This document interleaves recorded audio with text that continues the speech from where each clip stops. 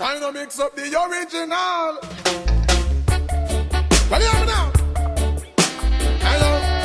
Hey, follow me. Hey, follow me. Come follow me now. Mix this. Now. Boy, I'm on a rush them like a pit bull. Mix with a ratty. Tap them like a rifle. Mix with a shotty. And over them. Love the watch you, chatty like a peeping Tom. Mix with the motor massy. Trying to mix up the original with carbon coffee. Welcome to Champions in Action. You're here with the two kings of controversy, as they like to call us. You got my man from Point Fighter Radio, so you know this is a collab on Point Fighter Radio, Champions in Action, Alex Reyes. What's going on? What's going on? Point Fighter Radio, baby, power. What's up? Al, you gotta put me on the spot right now. Let's go. We got the questions that everybody's wanting to ask, now he's not behind the mic, now he's in front of the camera. So what's going on, Alex Reyes? You in New York, man? I'm good. Yeah, K-Talk tournament, New York City. Great event. It's packed up in there. You can't even walk in there. All right. And you're one of the arbitrators today, right? I did arbitrate one incident. Yeah, just to help out. Coach. You're here. No, I'm just here with Point Fighter Radio, but they did ask me to arbitrate one thing. I just said I did it as a favor, So now we know that you're at Point Fighter Radio. We know you're here with WKF also. Yeah. And you got the team going on.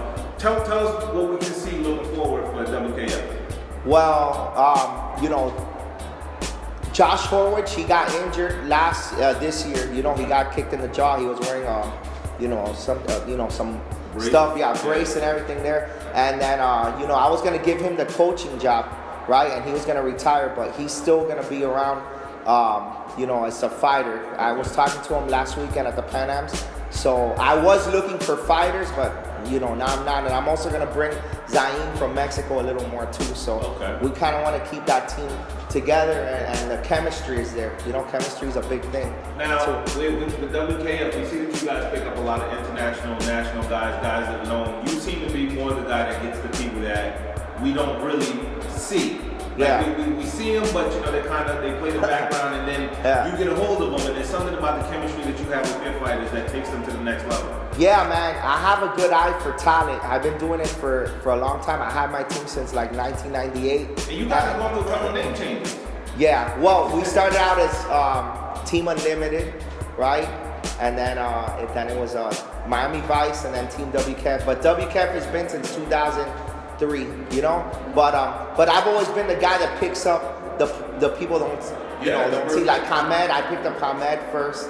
After I saw him beat Damon Gilbert at a tournament, he came out with us, and he never won a first place yet. And his first tournament with us was U.S. Open, and he won the lightweight grand and everything there. I think he beat Jack Felton, and we won the U.S. Open team fight. Let me ask you a question. With you being a coach, you being also very deep and rooted in your father's tournament, do you feel like there are people that get basically unfair treatment at these tournaments because they're not affiliated with a particular team or person? Because it seems like when you get behind somebody, now all of a sudden you knowing the rules and you being there to fight for the person gets them that advantage, that kind of thing that they were lacking before. But when they were fighting independent, no one was there that really know the rules. Even the judges didn't really know the rules, and they got skated by. Is that kind of one of the reasons why we're losing competitors here at tournaments? Nah, I don't think we're losing competitors at tournaments because of that. You know what I mean? I think that if anything, that'll make a competitor want to try hard and get on that level. You know what I mean? That's one of their goals, to be on a team. A competitor that's not interested in being on a team. What if they just want to fight, but they want a fair shot?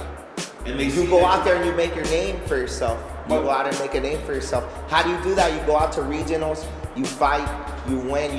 I do think that some team, if you're on a big team, you get calls. It happens all the time. It even happens on a level, like there'll be a bigger team that's, two big teams, but the bigger name team gets more calls, but that just happens. But it's all part of paying your dues, that's what I think. Like, if a good fighter comes out and gives Raymond Daniels a good fighter, he's gonna stick out immediately, whether he wins or loses. And even if he didn't get the cause he didn't deserve, people are gonna see it on social media, and he's already gonna get his name out there. That's what I mean? Right? That's like the kid Henry that beat Raymond, and then he got on straight up. But we haven't heard anything from him. Oh, I don't know about Henry. Like Henry Thomas or something? Henry? One of Mike Conroy's students. Nah, man, nah. But Apparently yeah. something. Yeah, but you see that? I saw Hamed almost beat Damon Gilbert. I don't think he beat him. I'm not sure. And I was like, I want this guy. He can hang. And I looked at, he fought other people too. And I've also had good fighters like Steve Hart, people that aren't household names, and I put them out there, you know? With WKF being a ASG sponsored team. Yeah. Right? But we know that you also have Point Fighter Radio. Yeah. Point Fighter Radio being a public entity, you know, if let's say Top 10 or Macho reached out to you and wanted to advertise on Point Fighter Radio, would they be allowed to? That's a great question.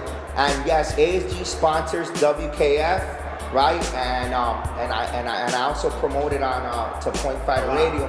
You know, okay, because you know, yeah, Jason Cheng put me out there. Yes. He brought me back. The team was over for about a few years. He brought me back, so you know, I owe a lot to him. And part of the reason why Point Fighter Radio is around is because of Jason Cheng, because he brought me back out into the sport, and he got me back motivated into giving back even more. So I will always. He sponsors WKF, but I put him with Point Fighter Radio. But I am open to anybody. I mean, I promote any services and any products, quality products. That's what I'm trying to promote. If I think it's good and you want to promote with Point Fighter Radio, just so like what's your opinion on Top 10? Because I mean, we do see that you're a very big pusher of All-Star gear. Yeah. But now, and we're just playing devil's advocate here. So now this is me. Well, I think Top 10 is good. Hayabusa is good. Century now, and that's one of the things that ASG started. Before ASG, there was no sponsors. Yes, he broke the mold. Sponsoring teams, or do you feel like they're an actual good company? He broke the mold, right? And then now you got other gear companies doing the same thing. So that's very good. And I think Hayabusa is great. Century's great. And I think you support the gear companies that support the sport, whether it's ASG, Top 10, whoever you think is good. Do you think that they're good, or they're good because they're sponsoring teams? Who? Those companies that you listed. Yeah, they're all good. They have been around for a long time. Macho doesn't sponsor a team right now. So do you think Macho is also good? Because I mean, we all grew up on Macho. Yeah, but I would rather support Century, right? Because they have the same type of foam dip gear, right? If I was picking foam dip and I'm a fan of the sport, I'll say, okay, I'm gonna support Century and buy that instead of Macho because they give back to our sport. Now, that's what it's about with me. Now let's get into people that give back. Let's get into some controversy. Yeah. Now we did see online where you had an issue with somebody that you said was basically they were bootlegging All-Star gear. Some of the guys from Pakistan. Oh yeah, right? I understand. Yeah. You were diehard about it, right? But for those that but they're bootlegging. If you're gonna order from Pakistan, do it. By all means, do it, right? But don't make the same exact design as a Top 10 or an ASG or whoever. You know, I'm talking about they get the print. I had somebody ask me for a custom-made uniform, right? And I got the artwork people from ASG to make the design, right? And he sent it in to him. Wait, let's not do this like point final rating. Because we know that somebody you're talking about Sonny Williams. Huh? Now you guys had it out on Facebook about this, right? Yeah, what's his name again? Sonny Williams. Sonny Williams. So wait. His uniform was the same design that I sent him exactly. I have a question because I didn't involve myself online at all when you guys were going back and forth. But I have a question. For those that are aware or big fans of point fighting, right? Yeah. Is All-Star Gear not a copy of SAP?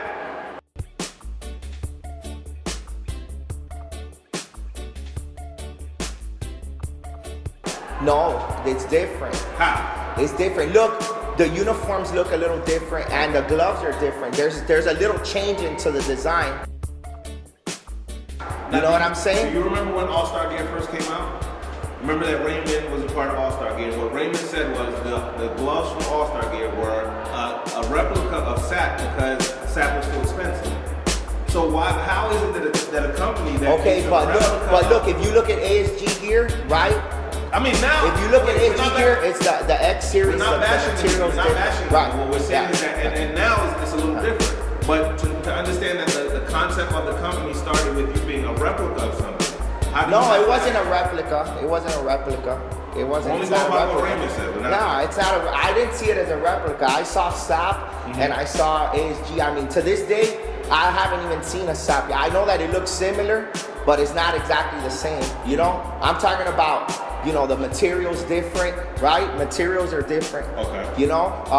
And even some of the trim is different, But and now- all that, it looks different to me. So let's say that we were even blind to that fact, right? But now we see that All-Star Game came out with a headgear. Right. And that headgear looks exactly like what? No, it's not exactly like top 10. Okay. No, it's not. I'm It's not. defending. All right, look, I think the ASG headgear is way better, Okay. number one. Okay, it's made of the same material, which I don't know exactly the same, you know, the same material that it's made from, but it's not the same. The helmet design is a little different, and the finish is different. The ASG helmet is a matte finish, Yes. right? Yes. And then, you know, top 10 is a shiny finish. It's different. It's And different. top 10 looks It's a not little, the same. It looks a little thicker, but I mean, you know, it just and what I speak for is the public and the naked eye. So, you know, you being a part of top 10, or not top 10, sorry, you being a part of ASG, understanding, you know, the difference, you know, you can explain it because there are questions that the audience or people like me would want to know that may not want to. Yeah, I think Top 10's a great company. I think ASG's. I like Top 10 too. They give to you know, they support the sport. They sponsor. So I mean, I don't know where you're coming from. You're trying to make it a ASG Top 10 thing, but ASG, you know, they don't. It's not the same thing as what Sonny Davis did. What's his name? Williams. Sonny Williams, right? I gave him the artwork, and then he sent that, and it was the same exact uniform. You know what I mean? So now let me ask you a question. Now, if you had an issue with Sonny, why did you guys take it online? Why was it something that had to be put out forth online? Or why did you feel the need to put it out online and not talk to him personally? Well, you know, I kind of felt a little bit offended that even his design that he posted, he just took out the ASG logo on it. Yeah, You know what I mean? yeah. You know, ASG had the artwork and sent it to him to, you know, and he paid his people for his artwork, and then Sonny just basically got that artwork and sent it to Pakistan and said, make this. That's the issue here. You know what I mean? That's the only issue here. All right? Because he posted that design. He posted it. He just took out the ASG logo on there. But I mean, that's old news. I mean, that's really old news. This is old stuff. So now we're moving forward. You know, and ASG has great designs now too. They got good material, better material. If you haven't tried on an ASG uniform in a while, they got better material now. Okay, you know, the helmets are great, and they're only if you're 79 wholesale. I mean, retail. Okay, a top 10 unit helmet is gonna be $100. Wholesale, they're wholesale at 100. Okay, so you know what I mean. Also, another thing, ASG before they came out, right? Top 10 gloves were about 80, 90, $100. Now you can buy them for like cheaper, right? Yes or no? So you know, overall, whatever, man, it is what it is. It is. You know, So what do we have support to look companies that forward to? give back, and that's what it's about. What do we have to look forward to with Point Fighter Radio? Because we know the New Year's coming up, you know, and we see you doing a lot of your advertising, and we definitely want to give you credit for bringing a lot of attention to a lot of these local tournaments, regional events, you know, Yeah. and it seems to be a Point Fighter is growing. I'm trying to do the Point Fighter regional movement too, where I want to get the winners that are winning the regional tournaments to be put on my show to give them more exposure too. So I'm working with promoters now with that too, and just to elevate the sport. You know what I mean? That's it. That's what it's about. I'm a big fan of the sport, and I'm trying to show love and give love to everybody that does well. That's You've it. been around for a while. Like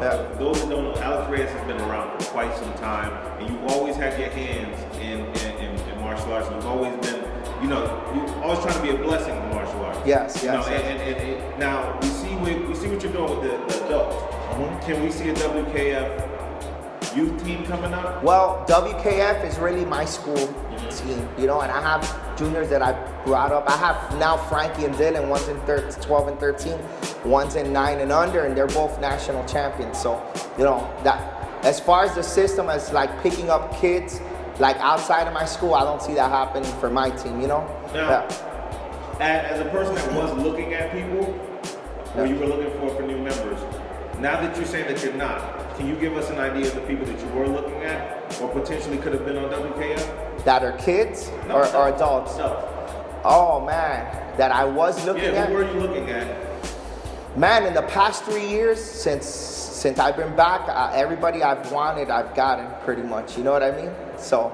Well, you just said you were looking for somebody since Josh got hurt. Yeah. So who were you looking for? And Back then? If you see Alex's face, you know that he's holding back right now. So nah, who are you looking at? Listen, that you didn't. Well, let me tell you, the free agent. Have you seen the Point Fighter Radio free agent list? Yeah. A lot of those guys I was looking at. Okay. A lot of them. I'll say a person. If somebody came off the team right now, I would pick up. I would try to get Christopher Robinson, which he already won. You know, he helped us win, right? We won the Battle of Atlanta, team fighting. We beat two Palmetto teams, by the way, and we beat them, and he was a big part of it. So, you know, if somebody leaves WKF or they would be injured or can't go on, I would pick him. And we needed somebody, I would probably go for him. Okay. Jeremy Roque, too. Those would be my top two. Or one more, Larry Tankston. I think he has a lot of talent. That guy's probably, and he's young too, he's still young. That's the difference between a lot of those guys on the list and Larry Tankston. He's still young and he could be in his prime, but to me, he's wasting his talent. That's it. Because he's not out there, right? So Larry Tankston fight. and we can see you in a WKF uniform. Yeah, or any uniform. He's that good. Hey, we might see him in a Hayabusa uniform. Hey, this whole interview, I'm putting you out there now. Put the whole thing, no editing. No skipping, no editing. All right, yeah. We talk about everything. Uncut. We Yes. definitely want to get Alex to actually sit down. We have an interview. Other than that, but right now, you know, this was a quick thing. We grabbed him outside of the tournament. We want to thank him for showing up. And this isn't the first time that you've seen Point Fighter and Champions in action together. It won't be the last time. Yes, sir. Thank you for tuning in.